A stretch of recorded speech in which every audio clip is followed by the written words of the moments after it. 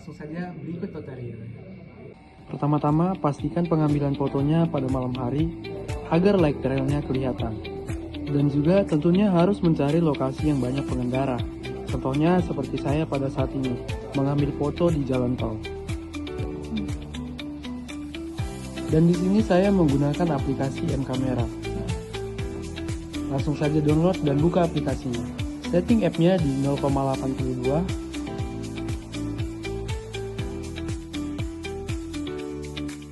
S-nya di 1.00. Dan jangan lupa ISO-nya di 34. Setelah itu tinggal tunggu momen yang pas, lalu potret.